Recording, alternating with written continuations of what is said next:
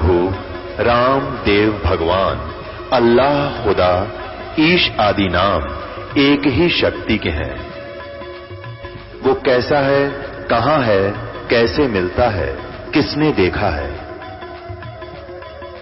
ये प्रश्नवाचक चिन्ह पूर्ण रूप से हटाने के लिए अवश्य सुनिए जगत गुरु तत्वदर्शी संत रामपाल जी महाराज के अमृत वचन, सर्व पवित्र धर्मों के पवित्र शास्त्रों के आधार पर। सतलोक जाते समय पुण्यात्माओं, जरा सी भी इच्छा संसार के किसी भी वस्तु में आपकी रहेगी तो काम बिगड़ जाएगा। इसलिए ये ज्ञान दिया जाता है, यहाँ का इतिहास बताया जाता है और ये ज्ञान के माध्यम से आपका मन यहाँ से हटाया जाता है। फिर भक्ति की शक्ति भी आपका साथ देगी। तो सुदर्शन जी सतलोक चले गए निसंशय होकर। तो उस अवचन आधार से परमात्मा सुदर्शन के माता पिता वाली आत्मा के पीछे पीछे रहे। और स्वभाव इस परमात्मा का कि जो जन मेरी शरण है ताका हूं मैं दास, और गेल गेल लग गया फिरूं जब तक धरती आकाश।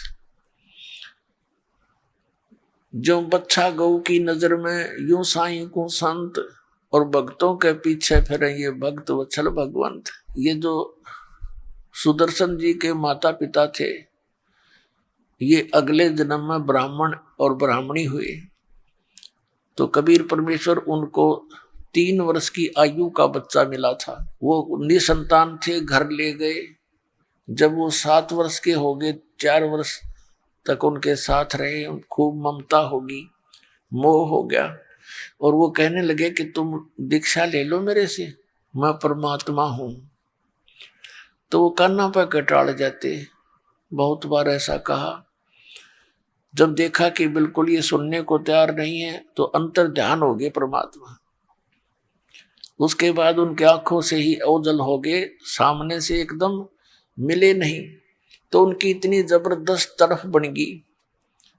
कुछ तो पुत्र टाइप का मोह था उनमें। 4 वर्ष बच्चा साथ रहा और फिर उसकी तरफ में उनका जीवन अंत हो गया। उस शिव परमात्मा उनके कर्म बनवाए। अगला जन्म फिर उनका ऐसे ब्राह्मण और ब्राह्मणी का हुआ, तो उसमें भी परमात्मा उनको मिले। तीसरा जन्म उनका फिर ऐसे ही ब्राह्मण और ब्राह्मणी का हुआ, जिस के विषय में अब दास आपको बताने जा रहा। उनका गौरी शंकर नाम था पुरुष का, सरस्वती नाम था उसकी पत्नी का। ये दोनों भगवान शिव के उपासक थे, बहुत अच्छे सच्चे श्रद्धालु थे। ये अन्य ब्राह्मणों की तरह किसी को गुमराह नहीं करते थे। ये केवल कथा सुनाया करते थे शिव पुराण से। भगवान शिव के कट्टर पुजारी थे और कथा से जो भी पैसा आ जाता था उससे अपना निर्वाह चलाया करते थे। और काशी के अंदर एक बहुत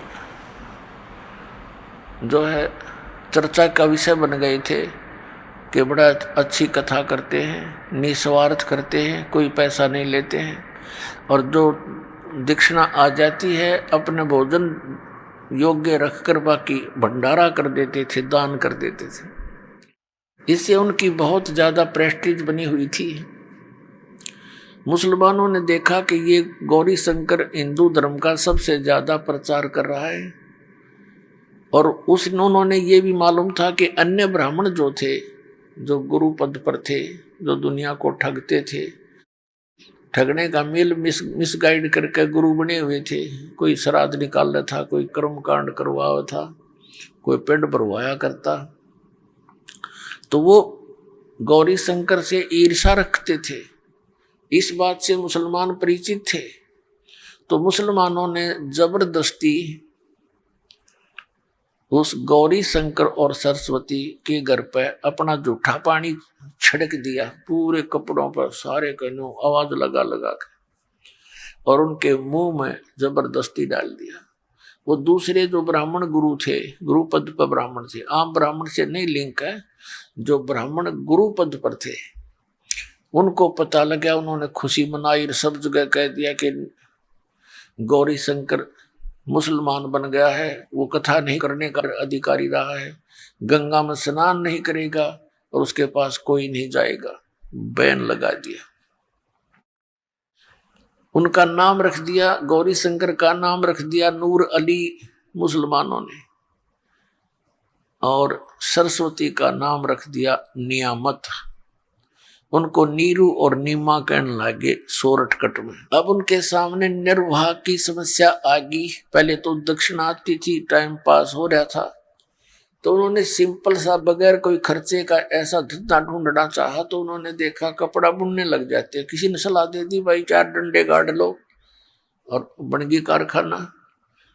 तो उन्होंने अपना वह खड्डी बना ली और कपड़ा बुनने लग गए। तो दुल्हा कहा है, ये जाति कोई जन्म जात नहीं थी, ये जैसा जिसने कर्म किया उसी को उसी नाम से पुकारने लगे, तो वो जुल्हाए कहलाए। लेकिन भले ही वो मुसलमान बन गए थे, नमाज नमूज भी करते थे, लेकिन भगवान शंकर की श्रद्धा उनके हृदय से गई नहीं थी। तो फिर क्या हुआ कि ये ज्येष्ठ सुदी पूर्णमासी जो आज शुभ दिन है, इस ज्येष्ठ सुदी पूर्णमासी को ब्रह्म मुहूर्त में, यानी सुबह सुबह 1.5 घंटा सूर्य उदय होने से पूर्व के समय को ब्रह्म मुहूर्त कहते हैं। सतलोक से चलकर परमात्मा आए, आकाश से एक प्रकाश का पुंज, प्रकाश का गोला सा आया। इसके प्रत्यक्ष दृष्टा थे ऋषि अष्टानंद जी। एक लहर तारा नामक तालाब है, और वो जब फुल स्विम पर गंगा दरिया चलती है सावन और भादों के महीने में, वो पानी घाटों के ऊपर से उछलकर लहरों के द्वारा एक बहुत बड़े सरोवर का रूप धारण कर लेता है। उसको लहर तारा नामक तालाब कहने लगे। तो नीरू और नीमा का, गौरी शंकर और सरस्वती का गंगा घाट पर स्नान करना बंद करवा दिया। तो इसलिए वो उस लहर तारा तालाब में प्रतिदिन स्नान करने जाते थे। बहुत सुंदर जल रहता था। गंगा का जल तो वैसे ही खराब नहीं होता, और बहुत बड़ा एक सरोवर का रूप था। उसी लहर तारा तालाब में एक रामानंद ऋषि का शिष्य अष्टानंद ऋषि जी, प्रतिदिन वो भी स्नान करने जाता था और एकांत स्थान पाकर प्राकृतिक सौंदर्य और शांति का सुबह सुबह वहाँ आनंद लेता था। कुछ देर साधना करता था। तो वो स्नान करके साधना करने की तैयारी कर रहा था। उसने क्या देखा कि आकाश से एक प्रकाश का गोला आया। इतना तेज प्रकाश था कि अष्टानंद की आंखें उसको सहन नहीं कर सकी। जैसे पुण्यात्माओं हम सूर्य की तरफ देखते हैं, सूर्य के प्रकाश को हमारी चरम दृष्टि सहन नहीं कर पाती, आंखें एकदम बंद हो जाती हैं।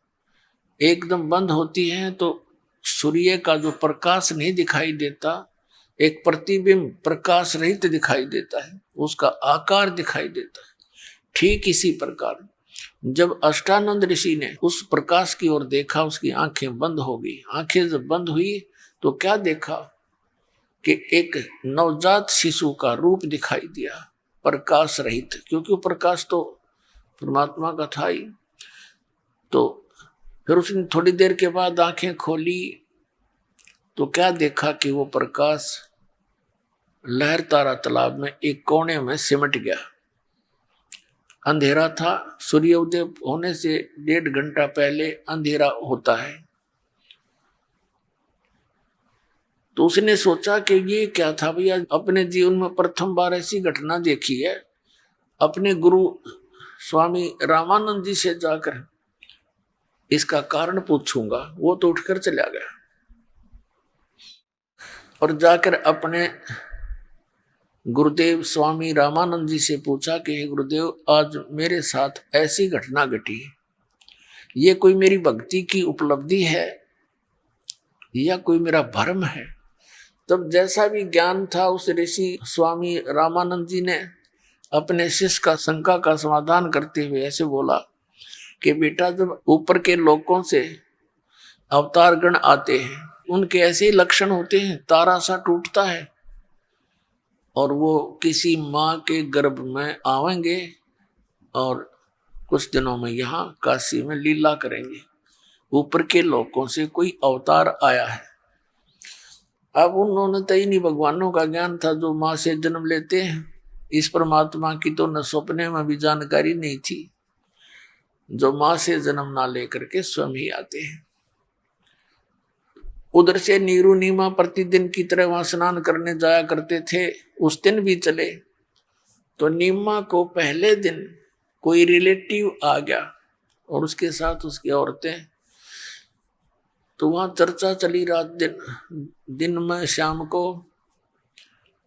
और जैसे काल इंजेक्शन लगवाता है एक दूसरे से, जैसे किसी का संतान नहीं है तो रिश्तेदार कोई आवेंगे तो उसने दूना रुआया करें, नो क्या करें, ओ हो ये भगवान, एक जातक होता तो नारी रौनक हो जाती घर की, इब तो अकेले से बैठे रहते हो तुम। अब वो दो चार बातें ऐसी गजब की क्या करें, सारी रात नींद नहीं आ उस बहन ने।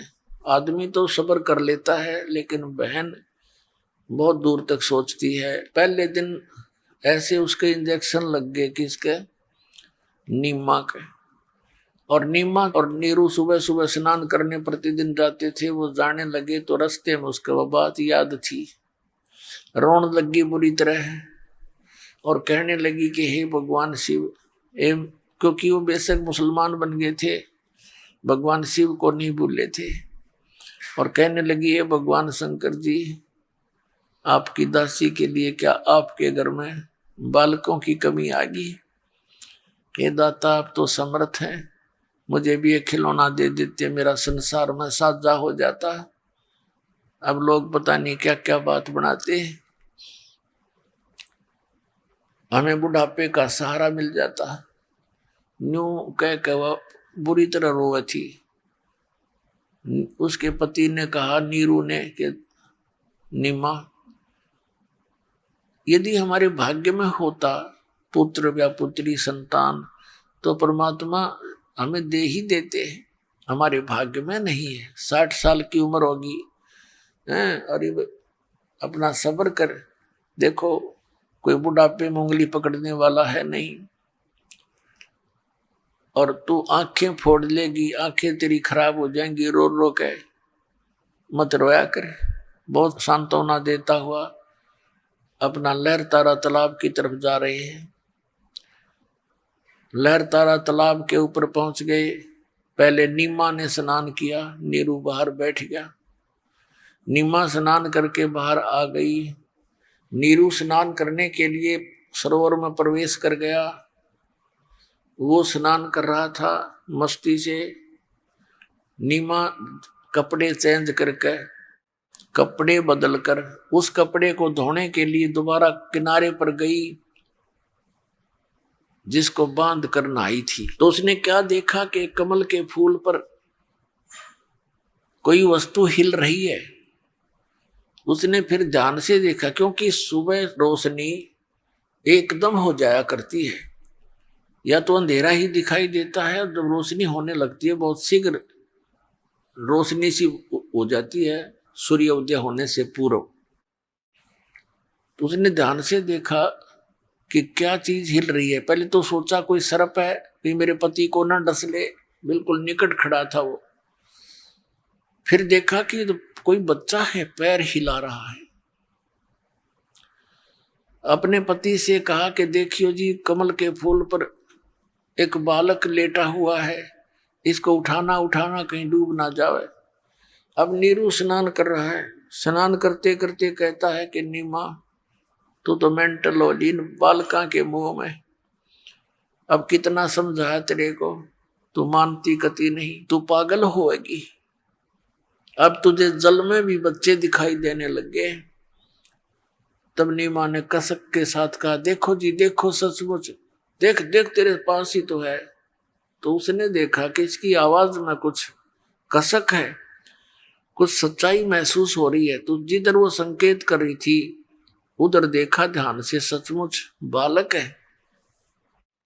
आओ देखा ना ताओ देखा, एकदम बालक को तोड़ के उठा के कमल के फूल समेत और अपनी पत्नी को थमा दिया। अब नीमा बालक को लेकर बाहर खड़ी होगी। नीरू स्नान करने लग गया। तब तक नीमा को उस परमात्मा के सानिध्य से जो सुख हुआ उसका कोई ठिकाना नहीं। पुण्यात्माओं, जिस परमात्मा का नाम लेते हैं उसकी चर्चा चलने से आंखों में आंसू आ जाते हैं और रोम रोम करनाने लगता है, खड़ा हो जाता है। और जिसके लिए हम तड़प रहे हैं, खोज रहे हैं, वो परमात्मा हमारे लिए कितना दुखी हो रहा है और उस पुण्यात्मा की गोदी में लेटा हुआ है। तो उस परमात्मा के वहां उपस्थित होने से, उसके सीने से लगे होने से उसको कितना सुख हुआ होगा, इसका किसी शब्दों में वर्णन नहीं किया जा सकता। अब वो क्या करती है, शुक्र मनाती है अपने शंकर भगवान का। हे परमात्मा, आज याद कराया था हृदय से आपको भगवान शिव जी, राजा आपने मेरी गोद भर दी, आज मेरा सुना घर हरा भरा कर दिया। अपने आत्माओं परमात्मा कहा करते हैं, जैसे आदरणीय गरीबदास साहिब जी ने लिखा है कि जगत का पेखना पेख्या हर धनी का नाम ना लेखा। इन शंकर भगवान और कहते 9 नंबर बना करते बेमतलब के। अब खेल मालिक सारा कर उन बच्चों अपनी प्यारी आत्माओं को शरण में लेने के लिए, पार करने के लिए जंगल में आकर लेट गया कमल के फूल पर जल में, और वो शुक्र मना रही है शंकर भगवान का। तो ये आज तक हम ऐसे धोखे में रहे, परमात्मा ने आकर ये ज्ञान दिया। अब आदरणीय गरीबदास साहिब जी ने इस समय की एक कैसी प्यारी वाणी बोली है, ये आपको थोड़ी सुनाता हूं। क्योंकि परमात्मा ने आदरणीय गरीबदास साहिब जी को दिव्य दृष्टि दी थी और सचखंड सतलोक दिखा कर आदरणीय नानक साहिब जी की तरह ऊपर लेकर गए थे। और 8-10 घंटों के बाद उनकी आत्मा को वापस छोड़ा था गरीबदास जी की, और उनको चिता पर रख दिया था मृत जान के। गरीबदास बालक थे 10 वर्ष के, और चिता के ऊपर ही वो चेतन हो गए थे। अपने आप बंधन टूट गए, उठकर चल पड़े थे। उस दिन से ये वाणी बोलने लग गए थे जो आंखों देखी थी भगवान की। और फिर परमात्मा ने उनकी दिव्य दृष्टि खोल दी थी।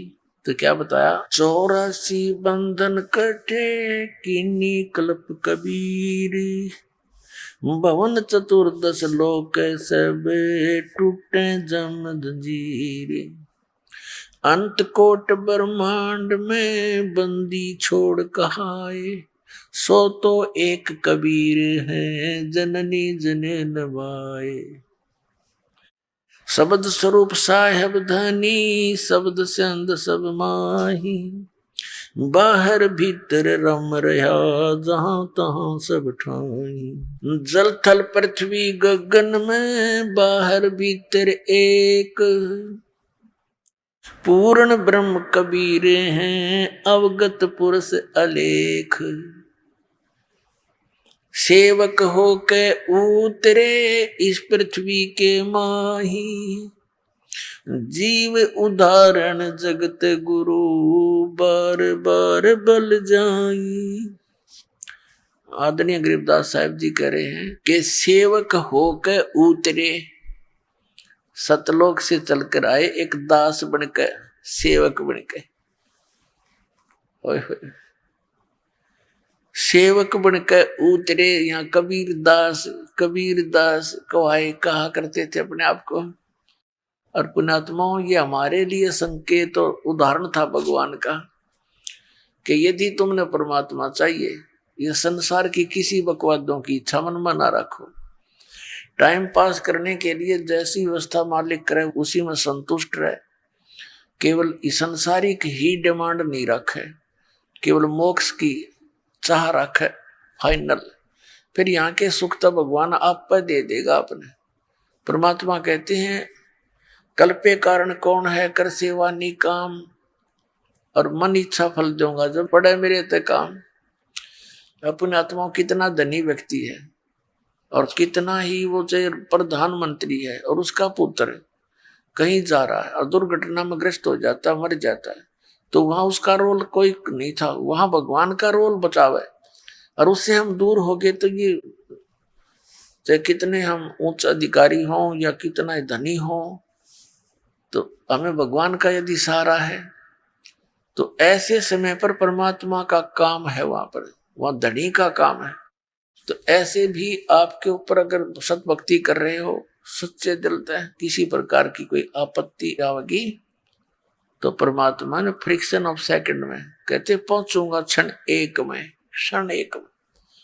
जन अपने के हेत हरणाकुश उदारिया रावण मारा खेत सेवक हो के उतरे इस पृथ्वी के माही जीव उदाहरण जगत गुरु बार बार बलि जाही। गरीबदास जी कहते हैं सेवक होकर आए वो इस पृथ्वी के माही और जीव उदाहरण जीवों का कल्याण करने के लिए जगत गुरु यानी सर्व ज्ञान संपन्न एक संत की भूमिका की। गरीबदास जी कहते हैं बार बार बलिहारी में उसके ऐसा दयालु वो खुद आता हमारे को संभालने के लिए। काशीपुरी कष्ट किया ये उतरे अदर आधार मोमन को मुजरा हुआ जंगल में दीदार कोट कर्ण शशिभान सोदे आसन अदर विमान परसत पूर्ण ब्रह्म को शीतल पिंड और प्राण गोद लिया मुख चूम कर ये हेम रूप झलकंत जगर मगर काया करे जैसे दमक पदम अनंत। अब जब नीमा ने परमात्मा को गोदी में लिया, गोद लिया मुख चूम कर, लाड करे उस मालिक के, हेम रूप झलकंत यानी परमात्मा का शरीर बर्फ की जैसा वाइट था। अपने आत्माओं परमात्मा के लिए हम तड़प रहे हैं और वो परमात्मा उस प्यारी आत्मा नीमा की गोदी में और बालक रूप में। अब जैसे बर्फ है, बर्फ की डली भी कहीं रखी हो और स्वाभाविक हाथ भी उस पर लग जा तो अपना ठंडापन वो दिखाती है। तो ऐसे परमात्मा जहां जिसके संग है तो उसको कितनी शांति हुई होगी इसका वर्णन नहीं कर सकते। और कितनी पुण्यात्मा है वो जिनको भगवान आकर मिले। अब वहां से क्या हुआ कि नीरू बाहर आया निकल के। अब नीरू को प्रेरणा बनी कि यदि हम इस बालक न घर ले जाएंगे तो गांव के नगर के लोग पूछेंगे कि तुम कहाँ से लाए। हम बताएंगे कमल के फूल पर पाया, तो किसी का विश्वास हो नहीं है। और ये हमसे मारपीट भी कर सकते हैं कि बताओ किसका उठा लाए तुम बालक। हम किसका बताओगे, हम सच्ची कहेंगे उनका जचा नहीं तो हो सकता हमें नगर निकाला दे दे, हम घर के रहना गांठ के और बालक भी छीन ले। तो उसने अपनी पत्नी से ये सब कहानी सुनाई और कहा कि तू इस बालक ने यहीं रख दे, इसी में हमारी खैर है। तो नीमा ने कहा देखो जी मैं इस बालक ने यहाँ छोड़ नहीं सकती। पहले तो बहन बेटी माताओं की आत्मा घनी नरम होती है और दूसरे बालक एक ऐसा है और उसको कैसे छोड़ दूं। लेकिन वो लोक लाज के कारण घना अंधा हो गया था, डर था उसको कि पहले तो मुसलमान बना दिए, जबरदस्ती कोई साथी रहा ना। हिंदू हमारे साथी नहीं, मुसलमानों में भी हमारा इतना लिंक नहीं, कोई हमारा समर्थक है हो जाए भाई क्यों निकालो हो यहाँ से। इस सारी आने वाली आपदाओं से नीमा को अवगत कराया। नीमा कहने लगे जी पता नहीं इस बालक ने मेरे पे के जादू कर दिया, मेरा तो इसमें अटूट मोह हो गया, मैं इसे छोड़ नहीं सकती। मैं तो इसको लेकर के देश निकाला भी ले लूंगी अब नीरू ने सोचा या तो कति पागल होगी, इसने बालक के बालक दिखे हैं, आगे का ना दिखता कुछ भी। तो उसने पहली बार अपनी पत्नी की तरफ थप्पड़ मारने के लिए हाथ उठाया था जीवन में, नहीं तो उसको बहुत प्यार देता था। यही जान करके इसका बालक नहीं है और ये बहुत दुखी रहती है, जो भी वो कहता हाजिर रहता था, कभी ना नहीं की उसने। तो वो कहने लगा कि तूने मेरी इस नम्रता का घना नाजायज फायदा उठा लिया, आगा पीछा नहीं देख रही है तो, और इस लड़के ने या तो यहाँ रख दे, नहीं तेरे 2 मारूंगा थप्पड़। अब यूं हाथ किया था, तभी नीमा के गोद में परमात्मा विराजमान शिशु रूप में कहा कि नीरू मुझे घर ले चलो, तुम्हें कोई आपत्ति नहीं आएगी। वो नीरू डर गया कि बालक बोल रहा है। उसने सोचा कि देश में कोई फरिश्ता हो, भूत प्रेत हो और तेरे साथ वही ऊट पटांग ना बन जाए। वो डरता आगे आगे हो लिया, घर ले आए। अब नगर के लोग आके देखें, वो सामान्य बालक थोड़ा ही था, वो तो परमात्मा थे। ऐसा न्यारा नूर, ऐसा न्यारा चेहरा, बिल्कुल अलग बालक। जैसे आपने कई अंग्रेज देखे होंगे और उनके बालक देख लिए तो कहना है कि उन बालक को हमारे बालक हम लुटा दे तो न्यारा दिखे, और उससे भी घना कई गुना नूर मालिक का। वो तो खाल सी उतर रही हो अंग्रेजा की तरह, और वो तो परमात्मा एक गजब का शरीर था दाता का, बहुत सुंदर। तो सब देखना और हैरान रह जा। पूरे नगर में बात फैल गई, औरतें गीत गाती आवे टोली की टोल बना के। कोई कह उनका तो भगवान उतर रहा है, कोई नो कह इंद्र है, कोई कह कुबेर, कोई कह ब्रह्मा विष्णु महेश में से कोई एक दिखा है। इस तरह की वटकलें लगा रहे थे। कहते हैं दिल्ली का राजा भी देखने के लिए आया उस बालक को। अपने आत्माओं फिर क्या हुआ, 25 दिन के हो गए परमात्मा शिशु रूप में लीला करते हुए। कुछ खावे पीवे नहीं, और शरीर ऐसे फल फूल रहा है जैसे किलो दूध डेली पीता हो बालक। उधर से नीमा और नीरू दोनों चिंतित। नीमा तो और घनी दुखी होगी कि भगवान पहले तो आपने बालक देना नहीं था, हे शंकर भगवान यदि ये दे दिया तो दाता लो मत। अब ये कुछ खा पी नहीं रहा, ये मरेगा, और ये मरेगा तो साथ मैं मरूंगी, मैं नहीं जी सकती। ये उसके हृदय की से थी, no फॉर्मलिटी नहीं थी। तो परमात्मा ने देख लिया या बुढ़िया मरेगी, मैं तो मरूं को ना, पर यह जरूर मर जाएगी इस चिंता चिंता। तो परमेश्वर कबीर जी ने शंकर भगवान को प्रेरणा की। शिवलोक से शिवपुरी से शिव जी आए एक साधु रूप बना के, और नीमा रो रही थी बुरी तरह। उसे कहने लगे माता क्यों रो रही हो तुम। नीमा ने कहा महात्मा जी मत सुनो मेरे कष्ट को। तो फिर महात्मा के रूप में शंकर भगवान ने कहा माता ऐसे कहते हैं अपना दुख किसी तरह बता दे तो हल्का हो जाता है, हो सकता है मेरे सतर का कोई हो काम में आशीर्वाद वगैरह दूंगा तेरे को। अब नीमा ने सारी कहानी बता दी कि ये हमारा संतान नहीं थी, और अब मैंने एक दिन अपने शंकर भगवान से हृदय से पुकार करी थी, और उन्होंने यू लाल दे दिया, कमल के फूल पर पाया हमने तालाब के अंदर, और अब ये कुछ खा पी नहीं रहा महात्मा जी, इसलिए रो रही हूं। अब 25 दिन का बालक कुछ खाए पिए नहीं तो ये कभी भी मर सकता है। मैंने इंतजार करूं हूं कि ये तो मरे आज नहीं तो रात रात न मर लेगा, तो मैं साथ मरूंगी इसके, मेरा फाइनल फैसला है। अब शंकर भगवान ने कहा वो बच्चा कहाँ तेरा, मुझे दिखाना। अब नीमा लाई उठाकर, ये सोचकर साधु संत कुछ दया बख्श दिया करते हैं। अंदर गई बालक ने लाई उठा के, और सोचा महाराज जी के चरणों में डाल दूं, आशीर्वाद दे देंगे, बच्चा कुछ खा पी लेगा उसके चरणा की धूल में।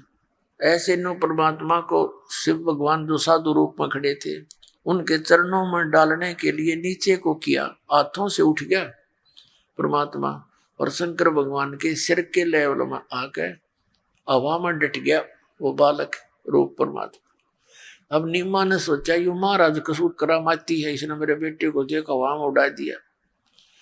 ये भी चमत्कार वो उस बाबा जी का मान रही थी। अब शंकर भगवान ने देखा ये कोई सिद्ध पुरुष है, उसने ऐसे हाथ किया तो शंकर भगवान के हाथों में भगवान आ गए, परमात्मा कबीर जी। तब भगवान नवजात शिशु रूप में शंकर भगवान से कहने लगे कि आप इनसे कहो एक कंवारी गाय ले आवे, कंवारी बछिया, और उस पर अपना आशीर्वाद भरा हाथ धर दियो महात्मा जी शंकर भगवान, तो वो दूध दिया करेगी, मैं उस दूध ने पिया करूंगा डेली। शंकर भगवान ने नीमा से कहा तेरा पति कहाँ, उसको बुलाओ। नीरू बुला लिया, उसे कहा कि ऐसे ऐसे कुंवारी गाय ला के देते हैं, जिसने दूध छोड़ रखा हो बच्चिया हो, जाके संग बैल नहीं लागा, उसको कुंवारी कहते हैं। और एक मिट्टी का कोरा बर्तन लाइए, कुमार कहते हैं स्वच्छ, उसने दोनों गाय भी बच्चिया भी ले आया और साथ में कुमार कहते एक छोटा सा बर्तन मिट्टी का लिया। अब शंकर भगवान ने उस बच्चिया के हाथ कमर पे रखा, आशीर्वाद भरा, लंबे लंबे सतन हो गए और नीचे वो पात्र रख दिया, दूध की धार चल पड़ी।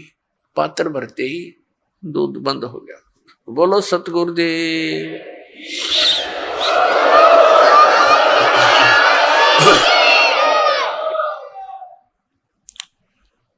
और वो परमात्मा ने दूध पिया।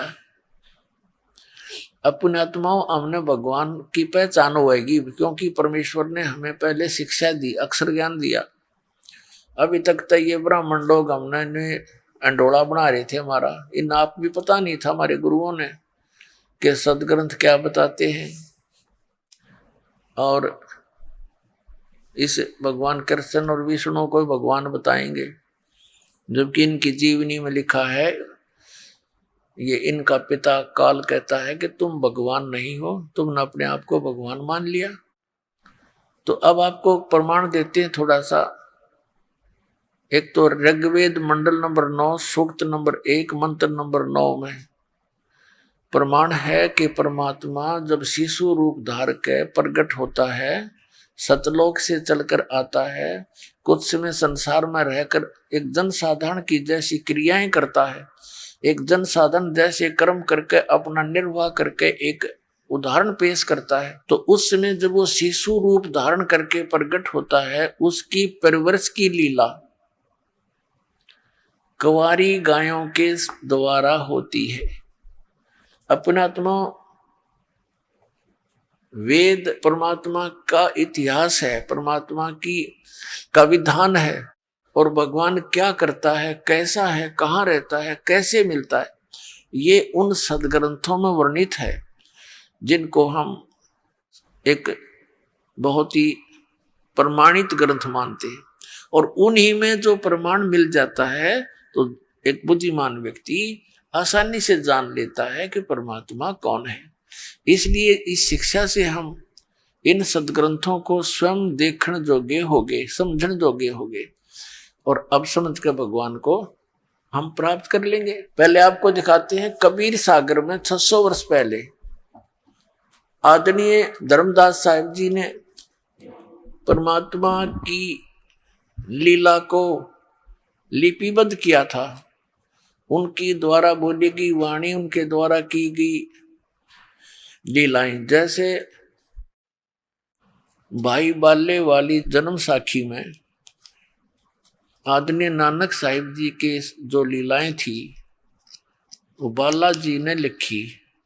बालाजी और मर्दाना जी उनके साथ रहते थे, तो वो प्रमाणित है। ऐसे ही आदरणीय धर्मदास साहिब जी ने परमात्मा कबीर जी की लीला लिखी, उनसे सुनी और आंखों देखी। उसका नाम कबीर सागर है। ये देखिएगा, ये है कबीर सागर। इसका कौन है संशोधक करता? कबीरपंथी भारत पथिक स्वामी युगलानंद बिहारी द्वारा परिष्कृत। मुद्रक एवं प्रकाशक हैं खेमराज श्री कृष्ण दास, अध्यक्ष श्री वेंकटेश्वर प्रेस, खेमराज श्री कृष्ण दास मार्ग, मुंबई से। इसमें ज्ञान सागर अध्याय है। इसमें परमात्मा की प्राप्ति का वर्णन है, कैसे प्रकट हुए थे। ये 74 पृष्ठ पे है ज्ञान सागर में। सुन जुल्हा मन भयो आनंदा, जिमी चकोर पायो निश्चंदा, ले सुत चले हर्ष मन कीन्या, तासो पुन असबोल ही दीन्या। अब बच्चे को वहां से लेकर आगे जंगल से सुत काशी को ले चले, लोग देखण ते आव, अन्न पानी बख्शे नहीं, खावे नहीं, और जुल्ला शोक जनावे। तब जुल्ला मन कीन दीवाना, रामानंद से कही उत्पाना, मैं सुत पायो बड़ा गुणवंता, कारण कौन बखे नहीं संता। रामानंद ध्यान तब धारा, जुल्ला सो तब वचन उचारा, पूर्व जन्म में ते ब्राह्मण जाति, हर सेवा की नी बलवाती, कुछ तुम सेवा हर की चूकाता, तो भयो जुल्हा का रूपा। प्रीति प्रभु गए तोर लीना, ताते उद्यान में सुत तो है दीना। तेरे को इसलिए जंगल में ये पुत्र दिया, भगवान ने तेरी सुन ली। अच्छा, नीरू क्या कहता है, हे प्रभु जस की नो तस पायो, आरत हो तो दर्शन आयो। संकट में मैं तेरे पास आया हूं, सो कहिए उपाय गुसाई, बालक अक्षुदावंत कुछ खाई। मेरा बालक भूखा है, कुछ खावे ऐसा यतन बताओ। रामानंद जी से कहा नीरू ने। रामानंद अस युक्ति विचारा, तुम सुत कोई ज्ञानी अवतारा। बचिया जाही बैल नहीं लागा, सोले ठाड करते ही आगा। एक बचिया लिया जिसको बैल ने कभी टच ना करी हो, जाके संग बैल नहीं लागा। बोले क्लियर हो गया सब एक बात है, यानी कंवारी गाय। दूध चले ते थन ते, दूध ही धरो छिपाई, अक्षुदावंत जब होवे ताके देव खवाई। अब जुल्हा एक बछिया ले आया, चलो दूत कोई मरम न पावा, चलो दूत जुल्हा हरसाना, राख छिपाई कहो नहीं जाना। अपना आत्माओं, ये जो कबीर सागर है, इसके अंदर कुछ थोड़ा बहुत गड़बड़ी सी कर रखी है इन्होंने, कबीर पंथियों ने, जिसकी जैसी सोच हुई कि संसार शायद इस घटना को और ऐसे नहीं स्वीकार करेगा, उसने उसी ढंग से इस कबीर सागर में परिवर्तन कर लिया थोड़ा बहुत। रामानंद से पूछन गया, अरे ये बात सारी कैसे, जैसे आदरणीय गरीबदास साहिब जी को परमात्मा मिले, सचखंड लेकर गए, उनकी दिव्य दृष्टि खोल दी, उनसे अपनी महिमा की यथार्थ वाणी फिर से प्रकट करवाई। और ये कबीर सागर में प्रमाण है कि बर्म पंथ का जो प्रवर्तक होगा गरीबदास, उसके द्वारा मेरी महिमा की वाणी पुनः प्रकट होगी। ये पहले ही बोला था। अब गरीबदास जी ने क्या लिखा है वो दिखाते हैं कि शिव उतरे शिवपुरी से, अवगत बदन विनोदे, दूध न पीवे न अनभक, नहीं पलने झूलंत, अदर अमान ध्यान में वो कमल कला फूलंत। शिव उतरे शिवपुरी से, अवगत बदन विनोद, मैं के कमल खुशी बहे, लिया ईश को गोदे। कहते हैं गरीबदास साहिब जी कह रहे हैं कि शिव उतरे शिवपुरी तय, शिवलोक से चलकर आए वो शंकर भगवान और वहां प्रकट हुए साधु रूप में। अवगत बदन विनोद और मैके कमल खुशी बहे, जब लिया ईश को गोद, उस परमात्मा को छोटे बालक रूप में गोदी में ले लिया। नजर नजर से मिल गई, किया ईश परिणामे, जन्मो मन धन पूर्णा, धन काशी निकामी।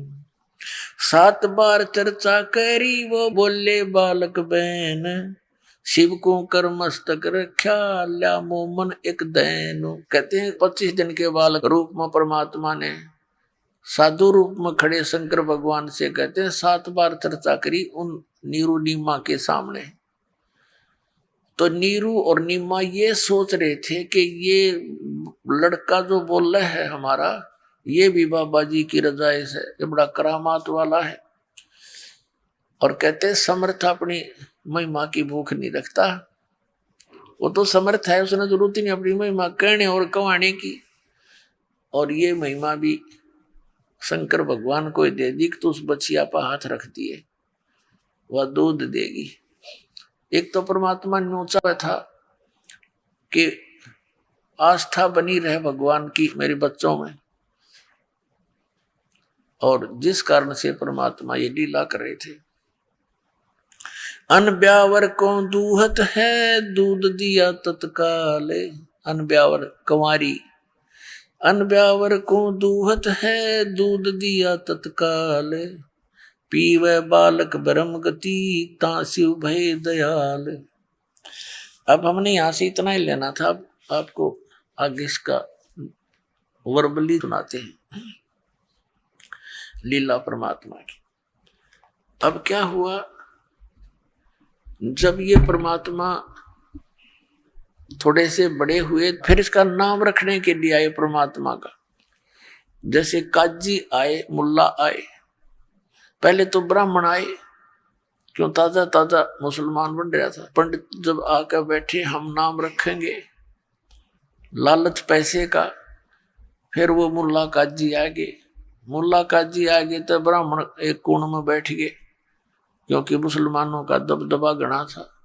तो काजी मुल्ला कहने लगे हम रखेंगे इनका नाम, ये मुसलमान है, अब हिंदू नहीं रहा। तो वो वही बैठे रहे ब्राह्मण, चल 2 रुपया हमने मिल लेंगे, इनने मिल लेंगे। तो काजी ने क्या किया, ये क्या करते हैं, कुरान शरीफ को खोलते हैं ऐसे, और जो भी प्रथम अक्षर निकलता है प्रथम पंक्ति में, उसके ऊपर उस बच्चे का नाम रखते। तो उस पंक्ति में पहला मंत्र कबीर आ गया, कबीर। और कबीर का अर्थ करते हैं ये बड़ा। और कबीर जो ओरिजिनल कबीर वहां था वो जुलाहे रूप के घर में, तो उन्होंने आपस में फुसर फुसर किया कि इस जुलाहे के लड़के का नाम और इतना अच्छा कैसे लिखकर कबीर लिखेंगे। तो उन्होंने मन में दोष करके दोबारा फिर से कुरान शरीफ खोला, उन दोनों पृष्ठों पर कबीर कबीर कबीरन कबीरन कबीरन कबीरन वो सारा लिखा पाया। उनने फिर और उलट पुलट कर देखी, दूसरी जगह खोला, पूरा कबीर कबीर, यानी पूरी कुरान शरीफ में टोटल अक्षर ओनली कबीर कबीर रह गया, बाकी वो लेख उस बुक में नहीं रहे। और परमात्मा बोले काजी मेरा नाम कबीर ही होगा। अब काजी तो चले गए वहीं पर, अगर इसने तुम्हारा धर्म बिगाड़ दिया, हमारे कुरान शरीफ में भी कोई जादू जंतर है, कोई सेवड़ा है, चले गए। परमात्मा का नाम कबीर पक गया। फिर कुछ दिन के बाद मुसलमान रीति से उनकी सुन्नत करने लगे, उनको मुसलमान बनाना आए। देखी मारे अपने किस तरह के ड्रामे थे ये। हिंदू कैसे बनते हैं, हिंदू बनते एक जनेऊ दिया जाता है और एक चोटा रखा जाता है यहाँ पर, तो वो हिंदू है। बना दिया हिंदू, हमने बनाया, भगवान ने तो नहीं बना के भेजा। और फिर मुसलमान कैसे बनते हैं कि लड़के की इंद्री की खाल काट देते आगे से, मुसलमान बना दिया। तो परमात्मा कहा करते भाई चलो तुमने लड़का तो मुसलमान बना दिया, तो बेटी को मुसलमाननी के ऊपर बनाया तुमने उनके पास 9 अंस्वर, लेकिन मानना को नहीं, ढीठ हो गए हम। तो परमात्मा का जो सुन्नत करने के लिए नाई पहुंचा, अच्छा कैंची उस तरह पहना के, तो उसको अलग रख पर्दा लगा देते हैं।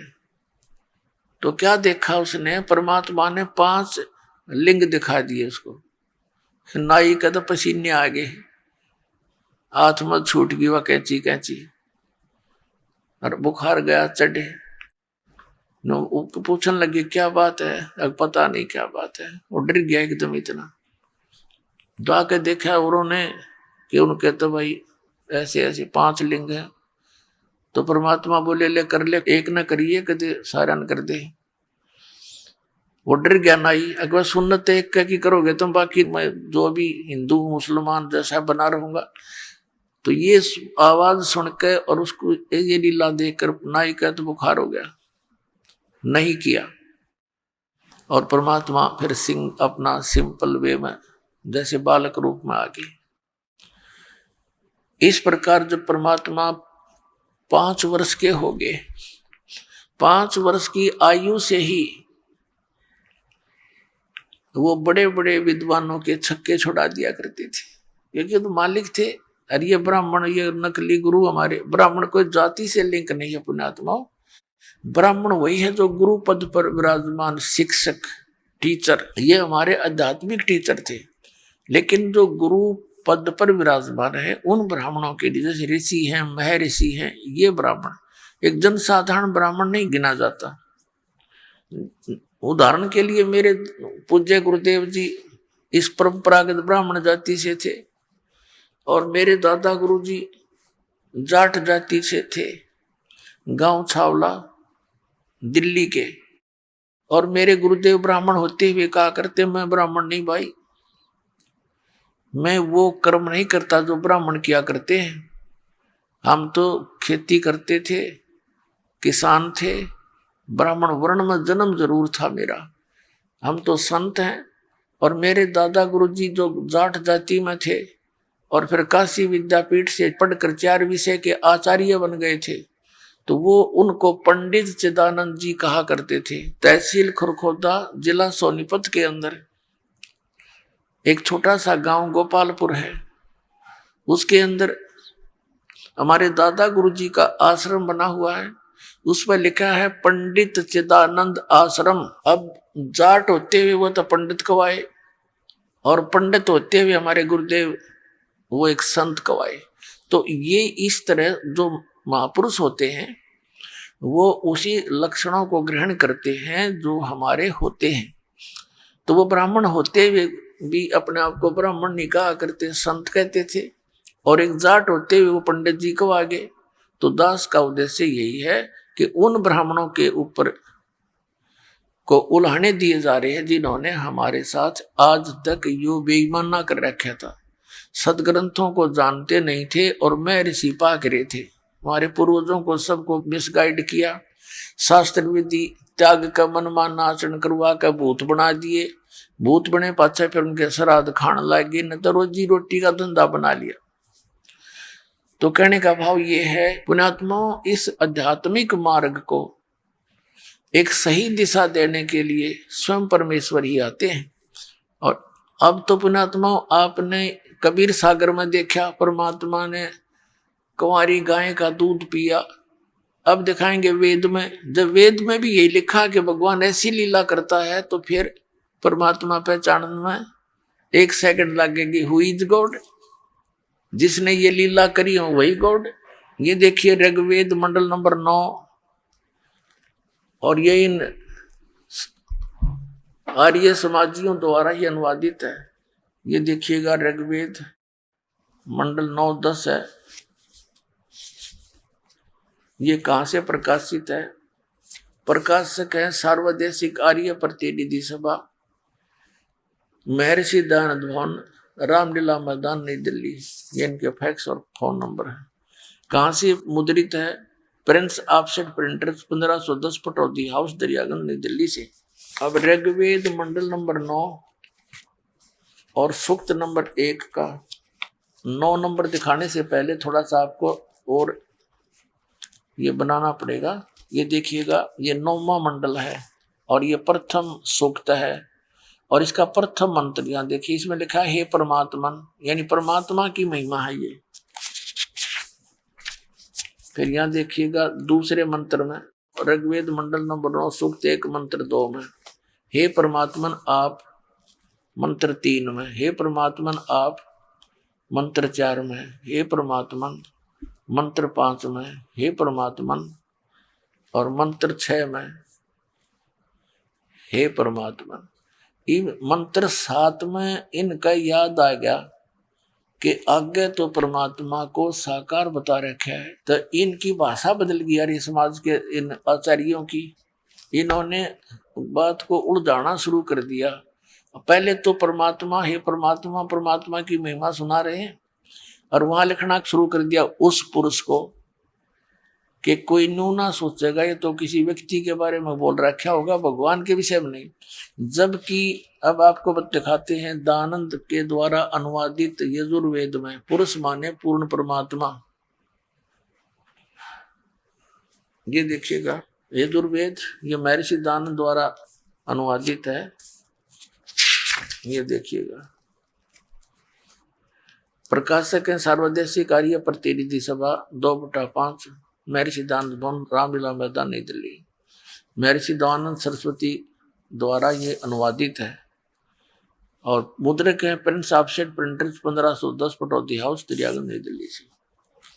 अब देखना, ये यजुर्वेद के अंतिम अध्याय का 44वां अध्याय, और यजुर्वेद ये 44वां अध्याय, और ये मंत्र 17 में।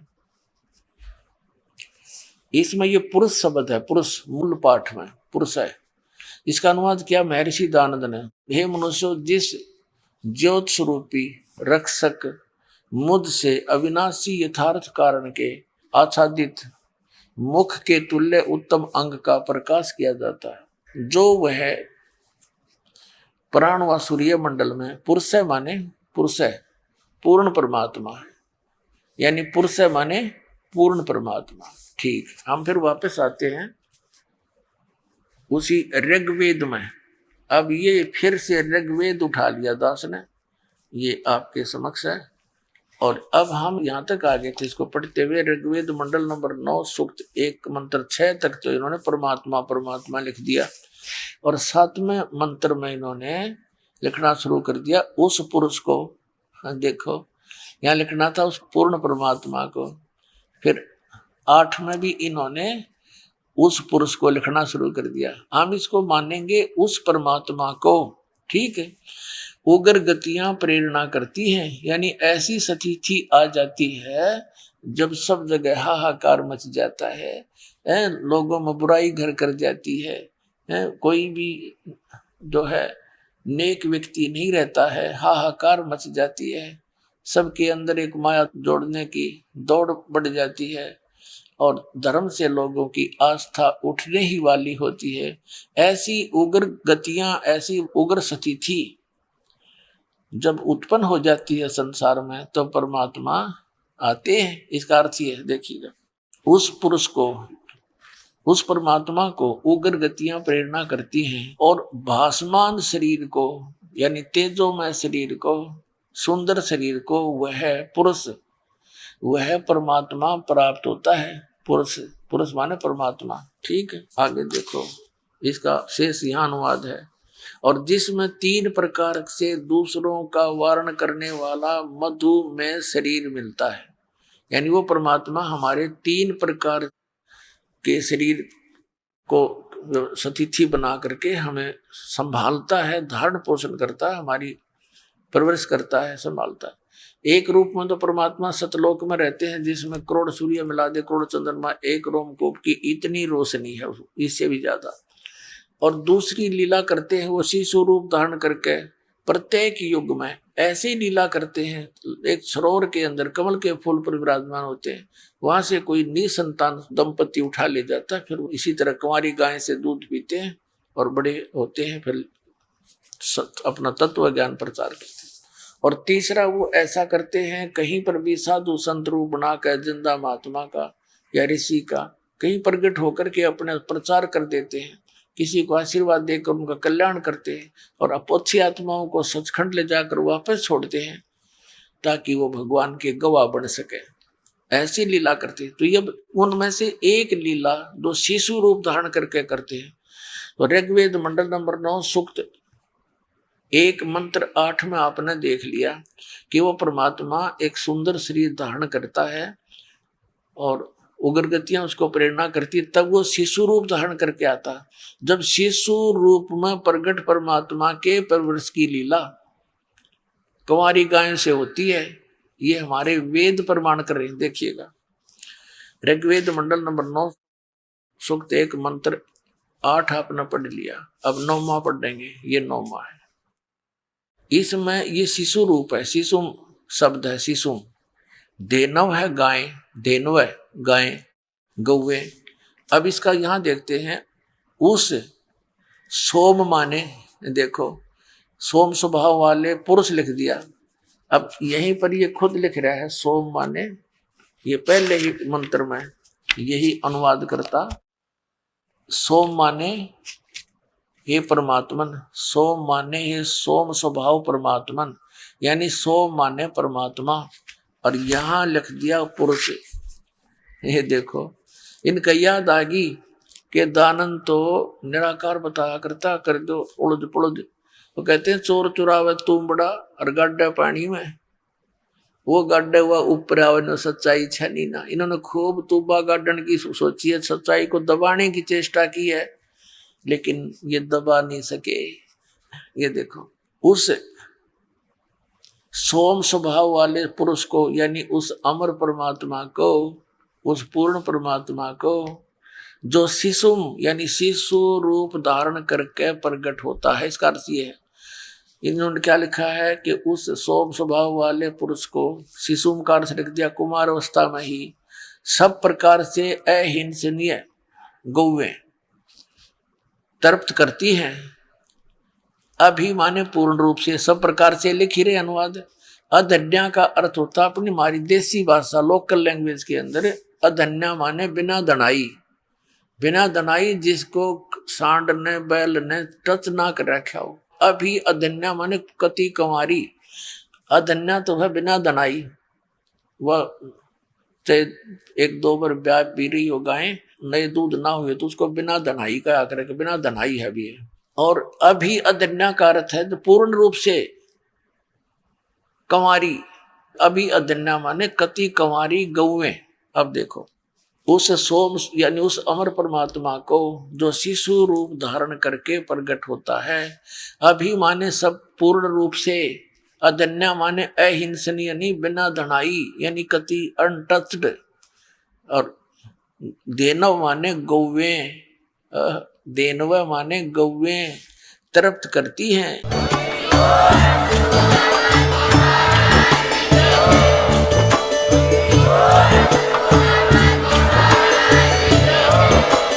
आप सुन रहे थे जगत गुरु तत्वदर्शी संत रामपाल जी महाराज जी के मंगल प्रवचन। अधिक जानकारी के लिए विजिट कीजिए हमारी वेबसाइट www.jagatgururampalji.org। संत रामपाल जी महाराज जी के शुभ आशीर्वाद से पूरे विश्व भर में 500 से भी ज्यादा नाम दीक्षा केंद्र हैं, जिन पर संत रामपाल जी महाराज जी द्वारा ऑनलाइन निशुल्क नाम दीक्षा दी जा रही है। अपने नजदीकी नाम दीक्षा केंद्र का पता करने के लिए संपर्क करें 8222880541।